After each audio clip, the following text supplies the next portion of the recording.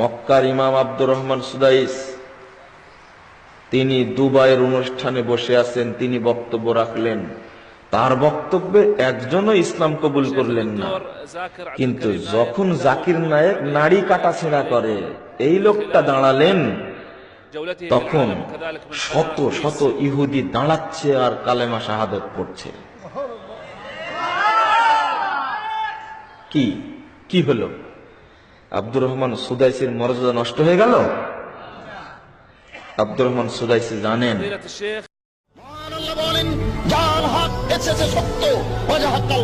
চলে গেছে মিথ্যে, ইন্নাল বাতিল নিশ্চয় মিথ্যে, কানা যাহুকা চিরদিন মিথ্যে।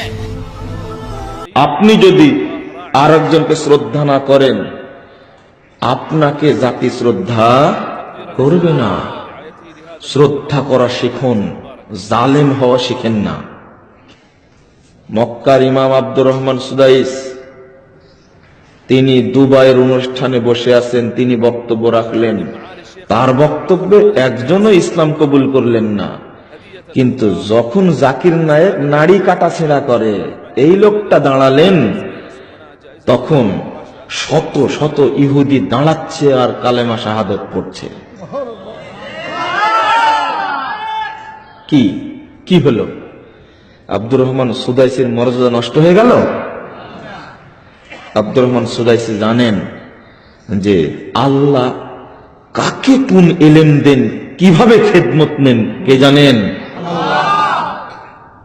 মতিউর রহমান মাদানী বাংলাদেশে আসেননি, কোনদিনই আসেননি।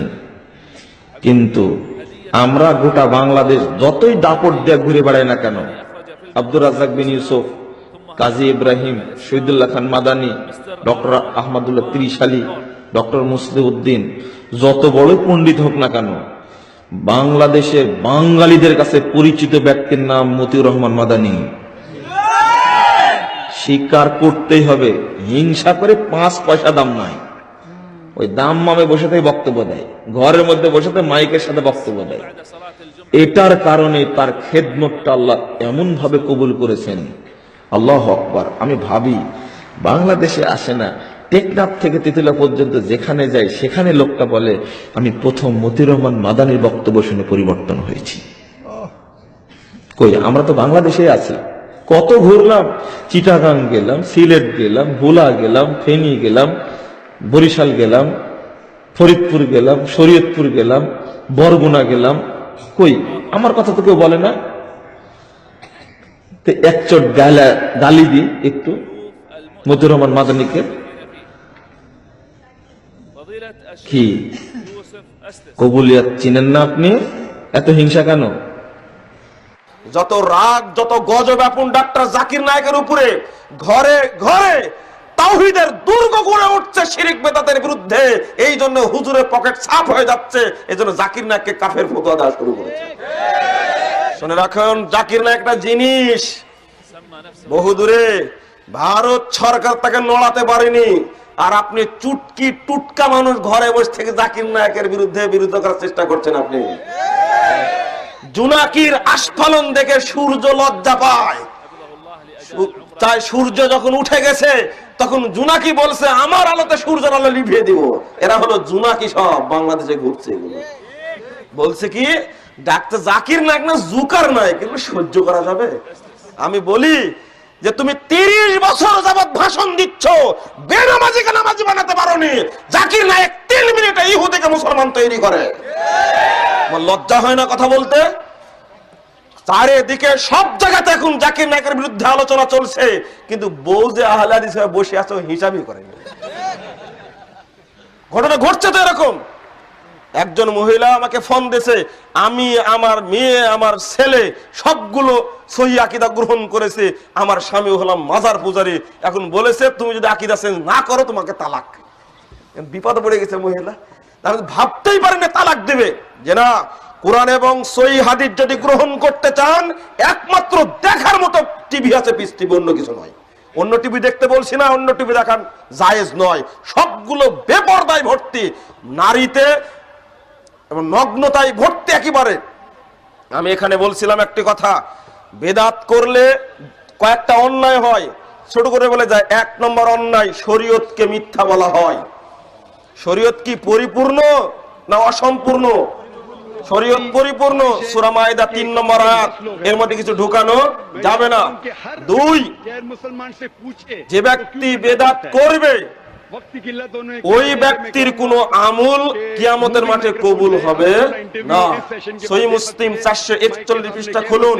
নবী মুহাম্মদ সাল্লাল্লাহু আলাইহি ওয়াসাল্লাম বলেছেন, মান আহদাসা মুহদিসান, কোন ব্যক্তি যদি বেদাতিকে আশ্রয় বা বেদাত করে, লা ইয়াকবালুল্লাহু ইয়াউমাল কিয়ামাতি সরফা ওয়ালা আদলান, কাল কিয়ামতের মাঠে ওই বেদাতি ব্যক্তির কোন নফল ইবাদত, কোন ফরজ ইবাদত কোনটাই কবুল করবেন না। আপনি যাবেন কোথায়? আপনি এখানেই ধরবো, বেদাত বাদ দিন, খবর আছে। আপনি নিয়ে গেছেন অনেক, আমল কবুল হবে না। 3, বেদাতি ব্যক্তি কাল কিয়ামতের মাঠে রাসূলের সুপারিশও পাবে না। রাসূলের কাছে গিয়ে সে কাউসারের পানি পান করতে পারবে না। সাবধান।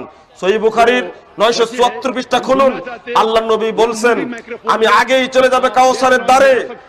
যে ব্যক্তি মান মারা আলাইয়া শারিবা, যে ব্যক্তি পানি পান করবে, লাম ইয়াজমা আবাদা, 50,000 বছরের লম্বা দিনে আর পিপাসা তার লাগবে না। একবার পান করলে যথেষ্ট।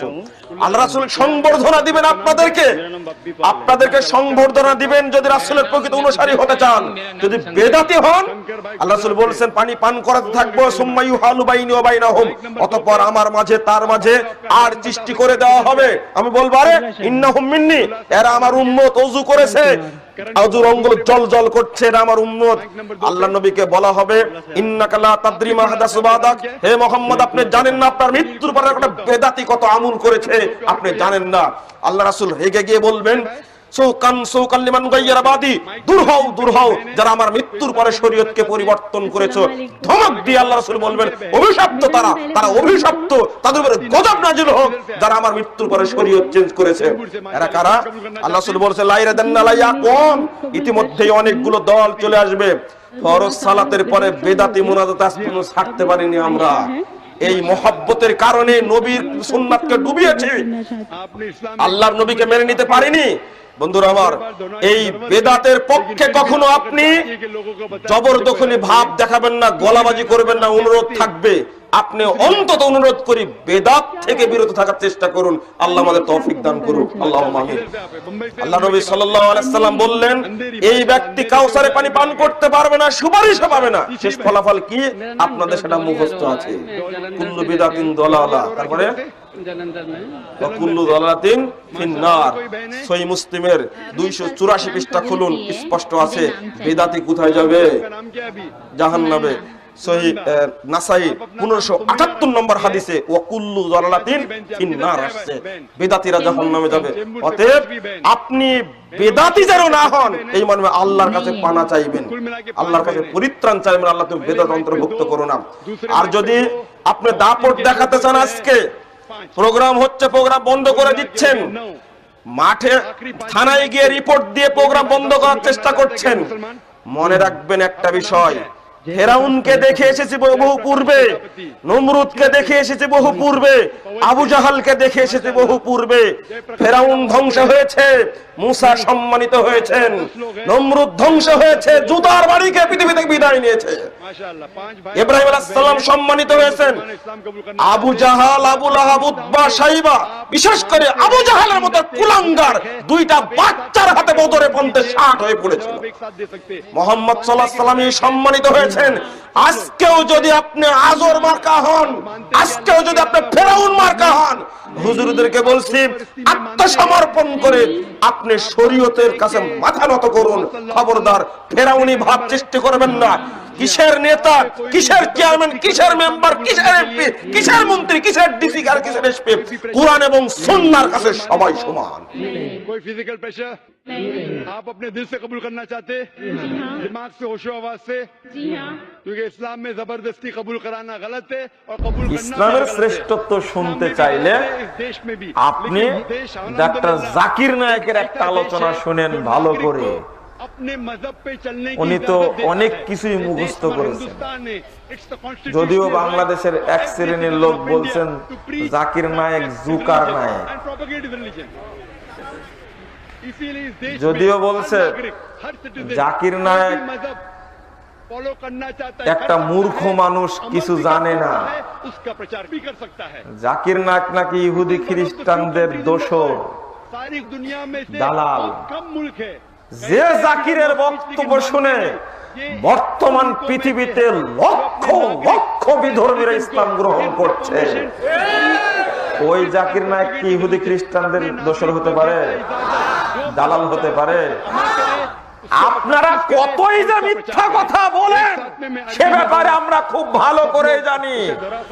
পৃথিবীর ইতিহাসে বিগত যুগের একজন মুজাদ্দিদ নাম নাসিরুদ্দিন আলবানী রাহিমাহুল্লাহ, তার মতো একজন মুহাদ্দিসকে যিনি 800 বছর পরে শ্রেষ্ঠত্ব অর্জন করলেন পৃথিবীতে, তাকে আপনারা বলেছেন এই মর্মে যে নাসিরুদ্দিন আলবানী হলো খ্রিস্টানদের এজেন্ট। জাকির নায়েককে তো বলবেনই, এটা বলাটাই স্বাভাবিক। আপনার বলাকে আমি পেশাব করি 10,000 বার, 10,000 বার পেশাব করি। আপনার চরিত্র আমি চিনি না, আপনার চরিত্র চিনতে আমার বাকি আছে? এই মিথ্যা কথা, তাহা মিথ্যা অপবাদের 5 পয়সা দাম নাই।